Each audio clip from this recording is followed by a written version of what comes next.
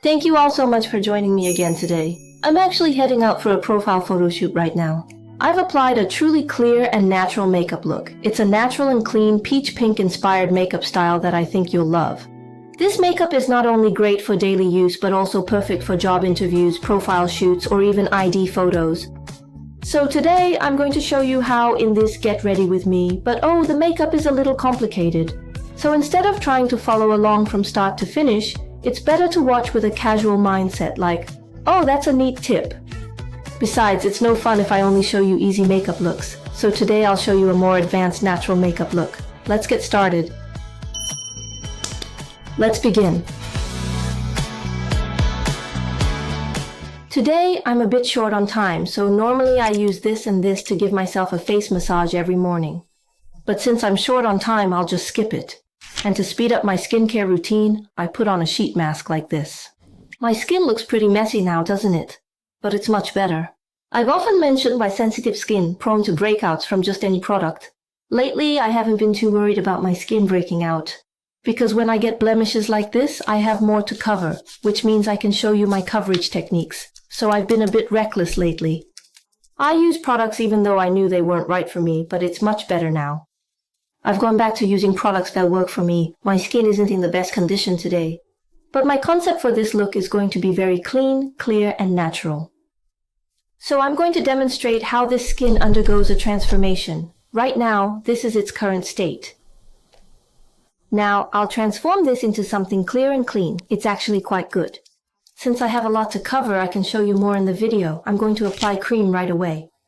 This is a tension product. It's a super hydrating cream that's great for all seasons. It's an inner hydration cream that eliminates inner skin dryness. Since it's dry, this type of cream isn't enough. You need moisturizing cream. I'll use my trusted Estura 365 cream. The issue with many such creams is they can clog pores. Your skin might break out just like mine. Also, they're often insufficient for replenishing deep skin hydration. Even with much moisturizing cream, inner skin dryness can occur if inner hydration isn't secured. That's why I've always said not to just pile on cream. You need to sufficiently hydrate your skin in the steps before. So apply a generous amount of hydrating cream all over to tackle inner skin dryness and then apply the moisturizing cream. Even with very dry skin, this skincare routine prevents dryness. I have extremely dry skin, inherently so. Yet, with this skincare method, it stays moisturized. I'll also show my skincare routine in a short-form video. It'll be helpful since it's so dry lately. And just using cream by itself is less effective. You should apply a sheet mask or plenty of toner and essence. You must apply sufficient watery products first, then follow with the cream. That's how you replenish inner hydration and lock in moisture. For a natural makeup look, you can't have flaky skin, right? Seriously, for natural makeup, the base is so important. Of course, the base is important for all makeup. But for this look, the radiance and natural feel have to come from the skin itself, so you have to think of skincare as part of your makeup. If you're short on time, just use a sheet mask and cream like I do. And for this TENXION product, I'm prepping my first ever market. Can I even mention the timeline? Early next year. So if you happen to watch this video and decide to purchase this cream, please just hold off a little longer. I highly recommend purchasing it when it goes on discount. Tension is a new brand. I've been using it since before the launch, back when it was a sample. You know there are only a few creams I use regularly. The reason I can't try many is because my skin is so sensitive, but this one works well for me. Next up is sunscreen, the Troublous Sunscreen. This is my go-to sunscreen, even included in my hang box. Frankly, it's perfect for now, more so than summer. It has a slightly tacky finish, which works better for a fall or winter skin look. Of course, I used it a lot in the summer too. You should apply it in 2 thin layers like this to prevent the sunscreen from pilling. But this specific product doesn't really pill. Oh, and since many of you are using moisturizing creams these days, there's a crucial thing to watch out for. They can ball up easily. Wow, I've been badly burned by it before. I saw a famous moisturizing cream on Reels and bought it to give it a try. But when I did my makeup, it pilled up like crazy, like dead skin. Folks, pick the wrong moisturizing cream and it'll really pill. This Aestura doesn't pill, yet even it could pill if over-applied. Rich creams often do that, so apply hydrating cream first. For moisturizing cream, a lot is fine at night, but in the morning, no. It truly looks so dewy, doesn't it? When you layer on step by step with hydration and moisture, your skin radiates a really firm, healthy glow. It's not a greasy shine, but a really healthy, firm kind of glow. Then I'll put on the Lancino HPA Lanolin cream I use daily. It has a Vaseline-like texture, so if you put it on before sunscreen, it can feel a bit too sticky when you apply the sunscreen. That's why I put sunscreen on first, then apply a thin layer just under my eyes. It's great as a lip balm. I'm practically an ambassador for it. Not a single day has passed without me using this. It was a gift from the brand, and I bought another. It's truly the best for moisturizing lips, and it's great as an eye cream too. And it doesn't make my makeup pill. Just apply a thin layer to avoid clogging pores. I also need to apply cream on my neck, and today I'm getting my profile photo taken. For an interview it doesn't matter as much, but if you're taking a photo, then you have to pay attention to any exposed areas. If your skin appears dull and parched, it will be noticeable in photographs. A subtle radiance is necessary for healthy-looking skin, so ensure thorough moisturizing and even out your skin tone. Your entire body is crucial. When taking photos, as I've always stressed, first pinpoint your concept, then tailor your skin's appearance to match that vision. The skin's appearance absolutely must align with this concept. And that really shows up in photos, you know. Anyway, I'm getting my pictures taken at Darwin Studio. This vibe? So clean. I'm going for a clear, clean look. The photographer is actually a subscriber of mine and sent me an email offering to take my photos. Thank you so much. Honestly, when I get offers like this, I usually turn them down if the photo style doesn't match mine, but... Huh? The Darwin Studio's work is incredibly clean, totally devoid of any cringy vibes. I truly can't stand photos that are cringy, you know, I really can't bear them. But they're not cringy at all, they look incredibly natural, and the colors are really pretty. So that's why I'm filming today. I'm going to wear a white top. I'm going for a natural makeup look, but with colors like peach, pink, and latte, that kind of vibe. I was looking for some references, and these shades of color were just so beautiful. It's like a peach pink latte, isn't it? These shades. For professional profile photos or ID pictures, if you adhere too strictly to current makeup trends, it can easily appear outdated in only 2 or 3 years. Trends evolve so quickly, don't they? Currently, the popular hues are lukewarm, muted, and low in saturation. Therefore, I will incorporate those aspects, but if I go too far with them, after some time has passed, it will really give off the impression, oh, that was that specific makeup trend, wasn't it? Instead of, oh, that looks natural, it'll be more like, oh, that was that makeup trend. Therefore, I'll only incorporate a small amount of that era's trends and keep it as natural as possible. If I opt for a look that's excessively pale and bright, it turns into a conceptual makeup look rather than a natural one. So the crucial point today is to prevent too much whiteness. And since just being natural might be a little boring, I'm going to wear blue contact lenses. I watched NMIXX Blue Valentine music video, and Haewon's blue lenses were so pretty. With her bright skin tone and delicate colors, those blue lenses made her look refreshing, mysterious, and natural all at once. It was so incredibly beautiful. I'm also wearing blue lenses. This is for an interview makeup look, just keeping it natural. Then non-obvious lenses will work. But if you're like me and want a unique flair, I recommend colored contact lenses. We're going to use these kinds of colors, right? And as you can see, my skin is very yellow. Huh? Why are my hands so yellow? I feel like the yellow tones will clash with today's peach pink makeup, so I'm going to create a pink-toned base. Matching your skin tone to your makeup colors is really important. So yesterday I looked at a lot of different foundations and ended up picking 21C. However, this particular shade has a faint orange undertone to it. This isn't the pink I envisioned. I was hoping for something pinker, but it leans more towards a salmon shade, wouldn't you say? So I looked around and found this, Espoir's Wedding Peach. You can truly consider this to be a pink-toned base. It has a definite pink hue. It's different, right? Compared, it has a salmon tint, doesn't it? The Hera one. When you compare them like this, you can really see the color difference. If I use this, instead of covering my yellow tones, it might look slightly orange, so I chose this pink one instead. But I truly can't use this on its own. It's just far too pink. So I will be combining it with this 21N shade. 21N is a bit more of an ivory shade than 21C.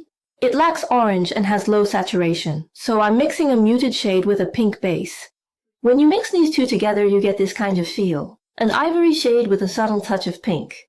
Paying close attention to color is important, but honestly, you don't need to go this far for your everyday makeup. It's not like you're entering a competition. However, it's still enjoyable to present a video demonstration of how this process unfolds. It's no fun if it's too easy, right? I'm showing you the colors like this to give you a more detailed look. Don't watch and feel stressed thinking, I can't do that. Do I really need to? Just keep it simple. Don't watch my video and think, how can I do all that? Just think, oh, so that's another way. You can think, I'll do it my way. I'll just apply it. That's fine. And when you're making a pink base, if you don't have this item, you can just use a tone-up cream. You can just mix it with a tone-up cream instead. I'm going to do it on this makeup palette. I'll just wipe it with a sanitizing wipe. Oh, but I haven't done my eyebrows. I need to hurry. I've shown you this mirror before. It's non-reversing. Regular mirrors show a flipped image, right? This one doesn't, so it shows you a truer reflection of yourself. Symmetry is crucial for ID photos and other pictures, right? So I always use a non-reversing mirror to check symmetry. A regular mirror doesn't show it well. If you lack a non-reversing mirror, take a phone selfie, then flip it to check. Asymmetry is especially noticeable in your eyebrows, right? So you have to check them when you're fixing them. This side is higher, so I need to trim the top here, and since this side is lower, I need to raise it.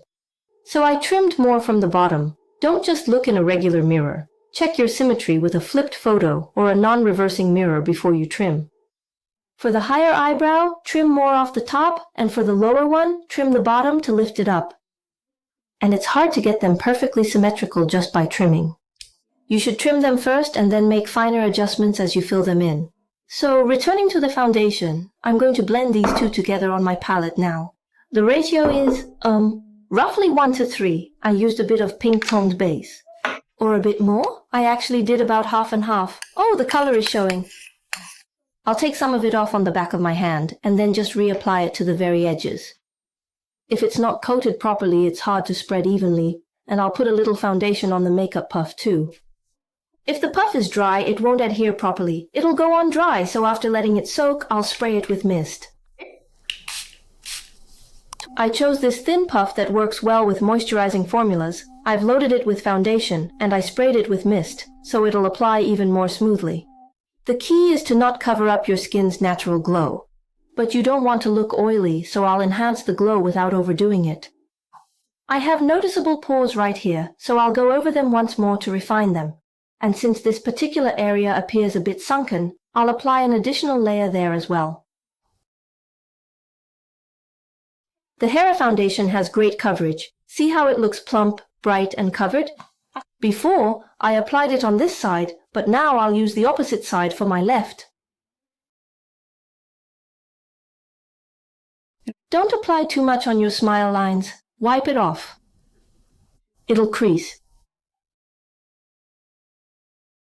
This kind of finish isn't achieved with foundation alone. It really begins with your skincare. Sometimes I over-rely on products like this foundation will transform my skin. And while that's partly true, it's not 100%. You build your skin from the skincare up, so you can't rely too much on foundation. If you don't do your skincare well, no matter how good the foundation is, it won't make your skin look beautiful. And how you apply it is important too. You have to apply a thin layer, just like I'm doing. Start with a thin layer, and if it's not enough, you can add another one. My nose has large pores, so I'll swipe over it a few times. Then, blend it up towards the eyelids. Apply it along the top, and then connect it smoothly to the bridge of your nose. With what's left, just a touch on the philtrum. Applying too much here can settle into creases, so use only a tiny bit. And with almost nothing left, sweep it along your hairline like this, just in case there's any clumping.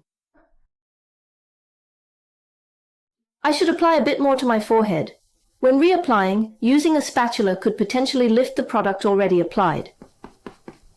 Just tap it in. You're just gently patting it to ensure it adheres well, without disturbing the initial layer you've already applied. And if you have a smaller forehead, make sure to apply it all the way to your hairline. If your forehead is wide and you want to narrow it, don't apply it to the hairline. Now that I've added more to my forehead, it looks a little fuller. I'm going to add a bit more to any areas that look a little sunken. I'll use the puff to tap product onto areas of redness, sunken spots, or where more coverage is needed. And since my nose pores are rather large, I'll go over them once more with concealer. Deep, large pores like these are covered really well with a solid type concealer. This is the ivory color. You just use a spatula to press the thick concealer into the pores. My nose is red, so I'm using a slightly more yellow-toned concealer. If you use a reddish concealer on a red area, it will just look even redder. I'll let it dry slightly, then gently tap it to seamlessly blend the edges. I filled in the pores. Now I'll take the Makeup Forever 1Y00 color on a brush like this to cover my dark circles. When covering dark circles, it's easiest to use a brush that's the perfect size for them. Fold your puff and just tap, tap, tap. Okay, that's the first layer of dark circle coverage done. Now I'll use a fluffy brush to cover the sides of my nose. You have to press it in like this to get good coverage and prevent it from looking cakey. Next, using Makeup Forever's 1B00, a very bright shade. My nose is a bit wide, you see. So I'm going to brighten the edges of my nostrils. This will make the borders of my nose disappear. Like this, so the lines disappear. A little circle on the tip of my nose, and on the bridge. Now this is a great color for nose contouring with an eyeshadow stick. It's the toffee brown color. I draw a U shape, or more like a V shape.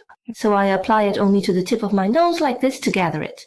Then, using the bright 1B00 shade, I'll illuminate the shadowed areas of my nasolabial folds. Apply thinly. My glabella is sunken, so I'll brighten it. If it's too deep, my nose looks shorter. So if you want to shorten your nose, you don't really need to brighten this area much. Since my nose is already quite short, I'll illuminate this area to visually extend its length a bit and brighten the space between my brows for a more radiant impression. I'll also apply it to the center of my forehead for a highlight. I'll blend it all the way up to make my forehead look wider. I really need to check it from a distance. I'll just apply it like this on any areas that are sunken in.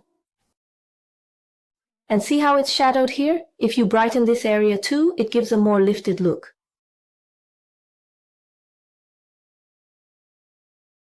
To tone up my neck, I'll use my favorite from Cézanne. It has a matte finish, so it doesn't transfer much and really brightens things up, which I love. I haven't contoured yet, which makes my face appear quite pale. When I apply contouring, it might make my face look a bit darker. So I'll only apply a small amount of toner product for now, then double check everything during the final makeup step. Tertier sent this. It's great for the body. I still have to cover my dark circles and other blemishes, right? For regular makeup, you could stop here, do your color makeup, and then do the final concealing at the end. But today, since the skin finish is crucial for this natural makeup look, I'm going to perfect the base first and then move on to color makeup based on how the skin looks. Right now, the area under my dark circles looks a bit bluish. So for this, I'm going to use a peach color. Using this alone can look a little dull, so I'll mix in some pink too. I'll just tap it on to cover the area. I'll use the peach color on the bluish areas where my eyebrows were trimmed. And for the hollows under my eyes, I'll take the 1B00 color I used for highlighting on a fine tip brush, wipe off the excess, and gently pat it on. These under-eye hollows can sometimes appear and disappear depending on the angle you're looking from. I will proceed to cover by checking from various angles and also from a far distance. Then I will take that ivory color that I was using before. I'll use this thick concealer to cover up blemishes now. Think of it like you're dotting it on, but do it very, very gently.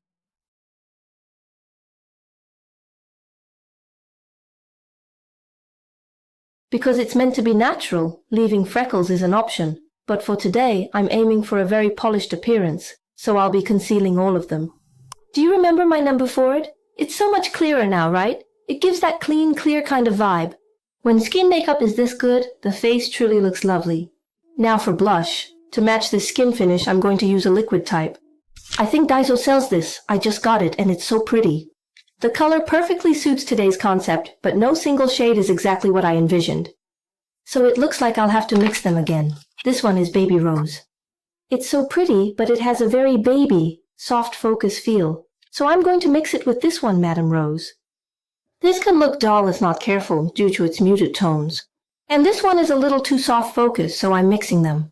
Less soft, less muted. Such a pretty color, isn't it? This is the exact shade I wanted. The other Dinto colors are really pretty too. Try them at Daiso. They're actually good. I'll use a brush to apply it. I'll start slightly to the side of the apples of my cheeks and work my way in from here. If you start too far out, it can make your face look wider, so I'll start just a little behind the apples of my cheeks. We put so much effort into the base makeup, so you need to apply blush really gently. You must tap with no pressure to avoid messing up your skin makeup. I'm applying it a little higher up to look more vibrant. The brush feels a bit scratchy and seems to be lifting my skin, so I switched to a finger puff. I truly believe that using a puff for blush is excellent. I'm going to blend it from the back towards the front, also connecting it over the bridge of my nose. When you're taking photos, you can't just use a powder type. Blush tends to fade, so you have to use a cream or liquid type first. If you need to touch up your skin where you applied blush, try mixing a little concealer with the blush. Then use a small brush to gently tap and cover the area. To give it a bit more color, I'll be using this jelly type color this time around. I'm going for a very subtle blush. If you just want to use the liquid, that's fine. But if you want a bit more color, it's better to layer a powder or a jelly type formula, or another non-liquid formula on top of that. That way, it doesn't feel thick, but the color payoff is much better. Gently, so I don't disturb my base, I'm using a jelly blush because I want to keep that dewy finish. Blush fades easily in photos, so I'm applying it a bit heavier. And also a touch on the tip of my nose and my chin, because you want that overall healthy flush of color to show through. Now for powder. I don't want a thick layer of powder to ruin this skin finish, so I'll only use loose powder. Something like this. You don't necessarily have to use this particular product. Instead of a pressed powder, you can simply use a loose powder. The particles are finer, so it applies in a much thinner layer. This Armani powder offers a very hydrating application, ideal for this skin finish, though it's not the best for oil control. My nose gets really oily, so I'll use this Laneige powder to control the shine there. This is also a loose powder. The powder comes out from inside here. I genuinely enjoy layering powders in this manner. Each powder uniquely alters the skin's appearance, you see. Make sure to apply it meticulously, even to such fine details, being very thorough. For oily areas, I use a powder that's excellent for controlling oil, and for areas I want to keep dewy, I use a hydrating powder.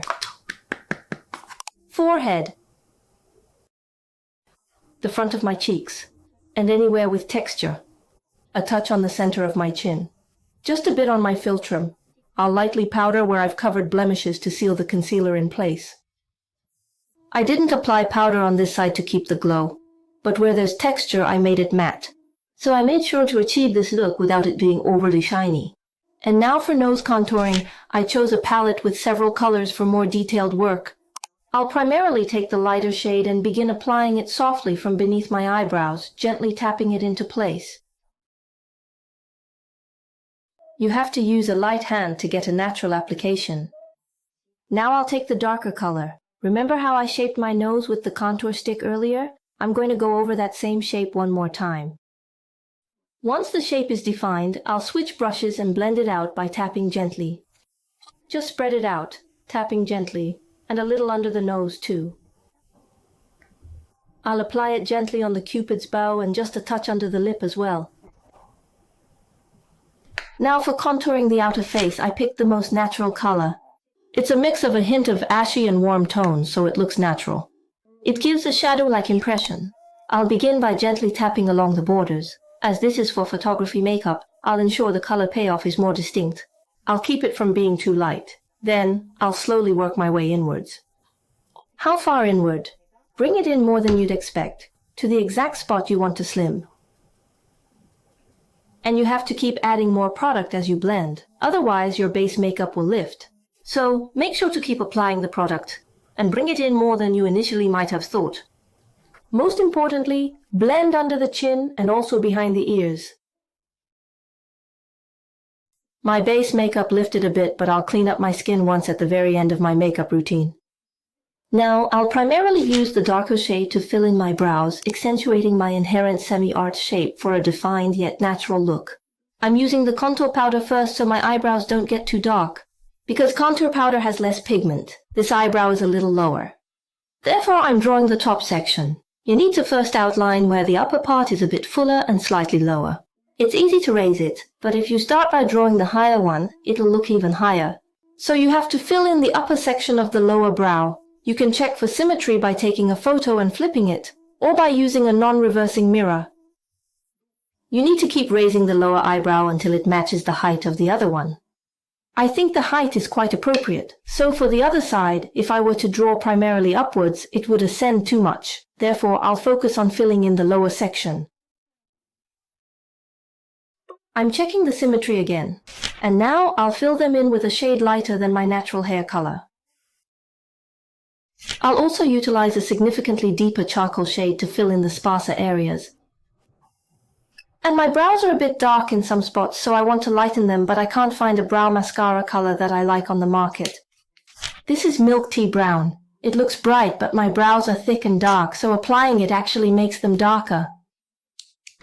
And lately, don't they also have super bright bleached colors that match these bleached hair colors?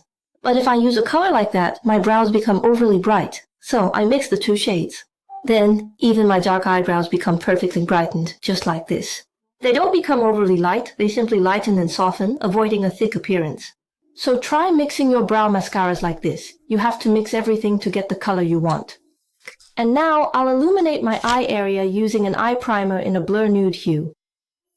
I'm going to keep the eye makeup as natural as possible, soft, and making my eyes look clear.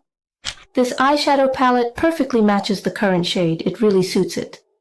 This is Letter from Spring. I've been using this product for a long time. First, I'll apply the lightest shade to my eyelids to create a clean base.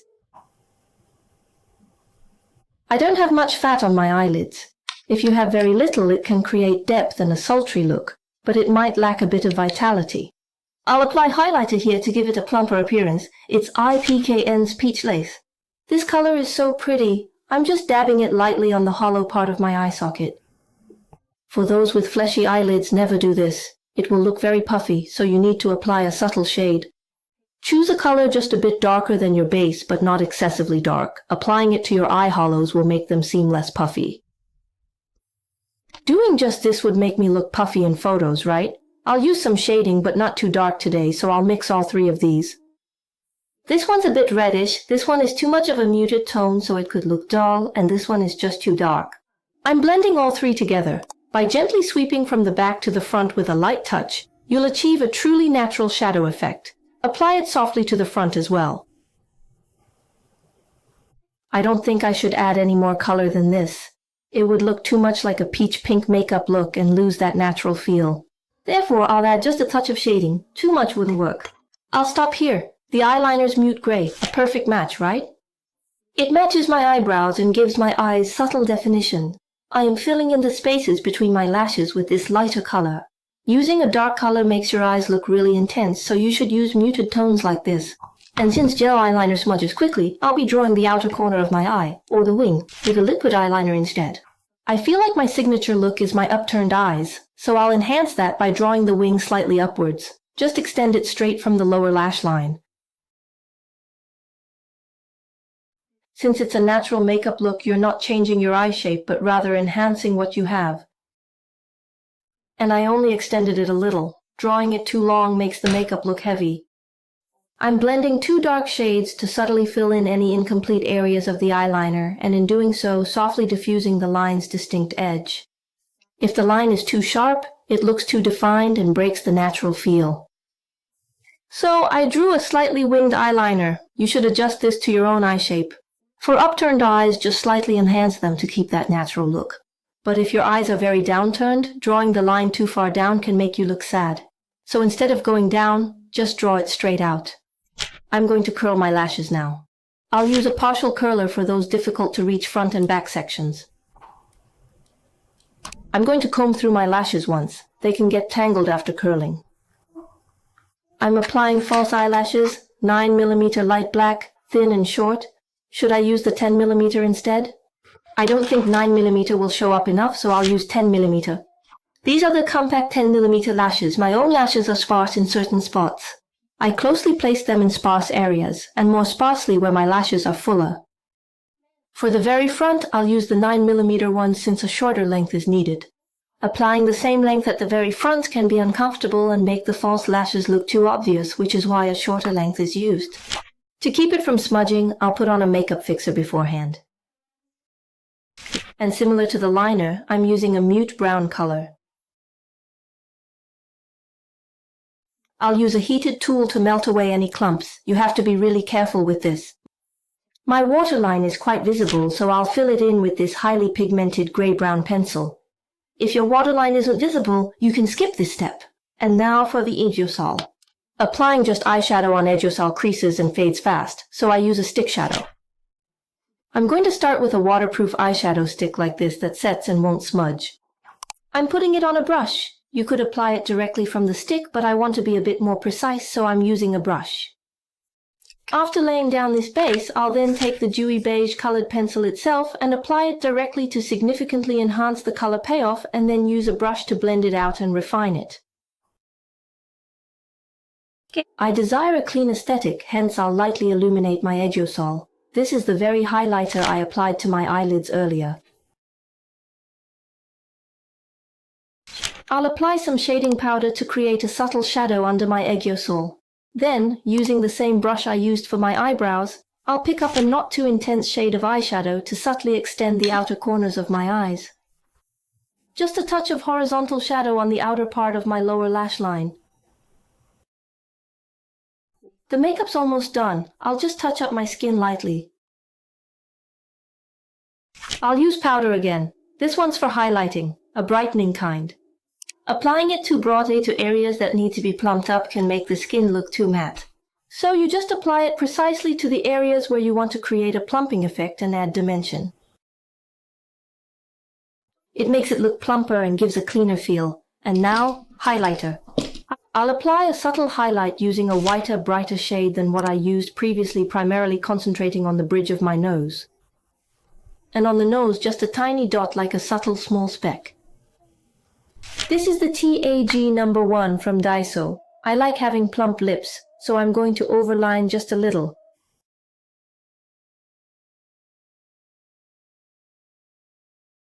This lip pencil goes so well with soft, delicate colors like this. Next up, I'm going to apply a very thin layer of Laneege's Strawberry Sprinkle. I'm going for a dewy, glossy look for the lips. It's showing a hint too much pink, so I'll softly tone it down with a coral color like this.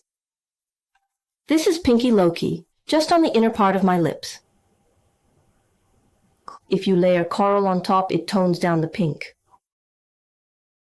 Oh, and for the outfit, this is the top I've chosen to wear. It's from Verity. The clothes at the Verity pop-up were so pretty, I just had to buy them. I should brighten my skin a bit more.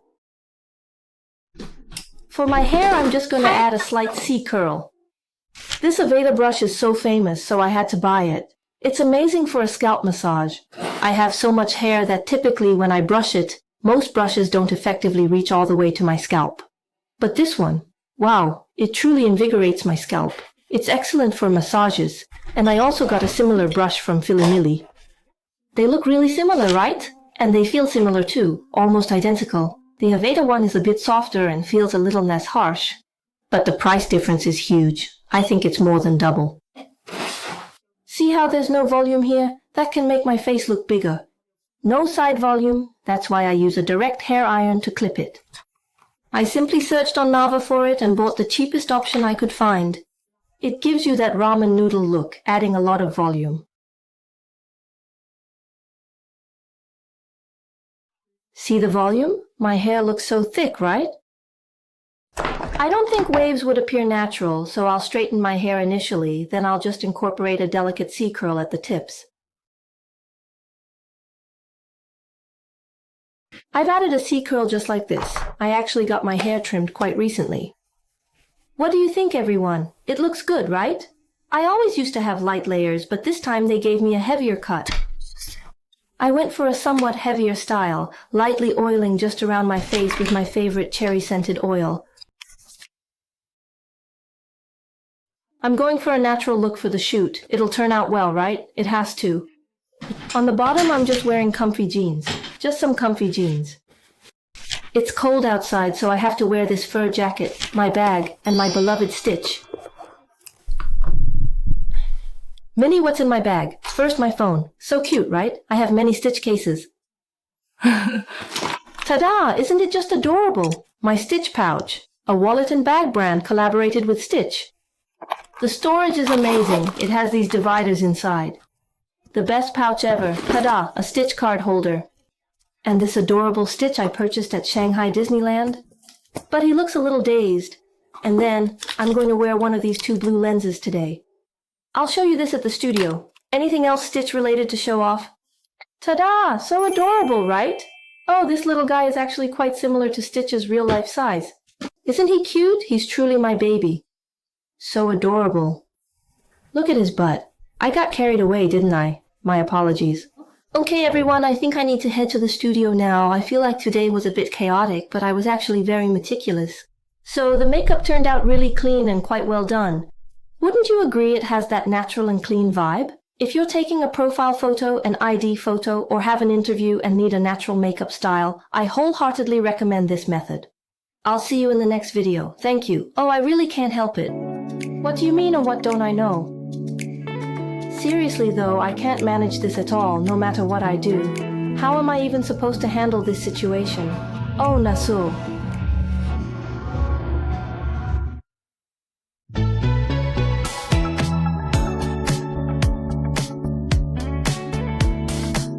This is the incredibly talented photographer who captured all these amazing shots for us. Hello, I really got the shot of a lifetime. Thank you for taking such beautiful pictures. Hello everyone, hello there. You are all so incredibly beautiful and lovely, truly stunning.